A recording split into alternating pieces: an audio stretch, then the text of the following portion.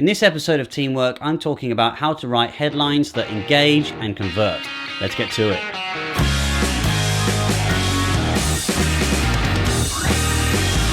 Hello and welcome to Teamwork, and in this weekly series, I help your business engage, collaborate, and create communities that thrive. In this episode, I'm talking about how to write headlines that engage and convert. How you can do your story justice by giving it a headline that people want to click and engage with. So why are headlines so important? Well, 8 out of 10 people read a headline, but only 2 out of 10 people click a headline. And in a sea of content, you need your story to stand out for it to be engaged with. But before we start looking at how to write good headlines, let's look at some bad headlines, and I'm sure some of them will be familiar to you. My weekly vlog. About what exactly? Important announcement. Nope, not interested. Introducing our one-stop shop.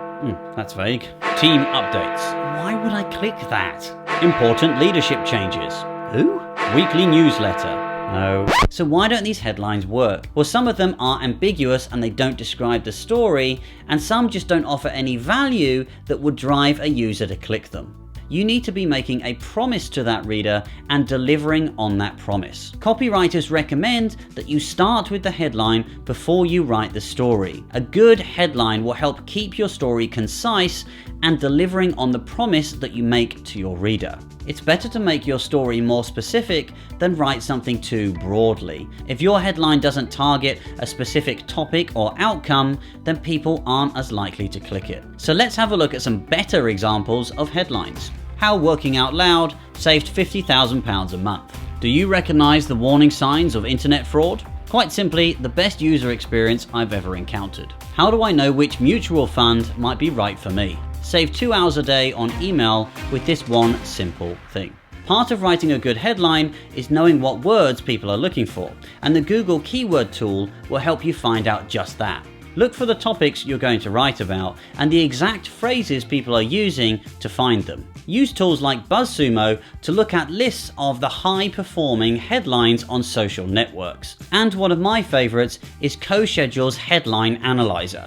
With the Headline Analyzer, you can write in your headline and it will give you a score out of 100. It'll tell you the different types of words that you can use that generally inspire people to click. And it shows you different ways that your headline will be displayed so that you can see exactly how people will be reading that and what words are going to stand out to them. Experiment with different types of headlines and posts, lists, how-tos, announcements, provocative questions, and more direct statements. Add more value by replying to comments and bringing other people in, referring to sources, and helping people connect together so they can achieve even better outcomes. Look at common phrases used in headlines and see how you can adapt them too. The secret of, the method for, little known ways to, a quick way to solve, how to do X and more of Y. Once you have people in your story, it's time to work on that conversion. Ask them for a subscribe or a newsletter sign up, and keep your call to action clear and right at the top. Don't bury it in little links down the bottom of the story. Make it really stand out and something you want to drive people to. All these tips and more can help you create more engagement and more success in your campaigns. So remember to write your headline first, be very clear on your promise, and keep your story delivering on that promise. So that's it from today's Teamwork. I hope you found that useful. If you did, make sure you subscribe by hitting subscribe below. And if you want to get notifications, make sure you hit that bell icon as well to hear more from me. Thanks again for joining me today, and I'll see you all again on another episode of Teamwork. Bye-bye.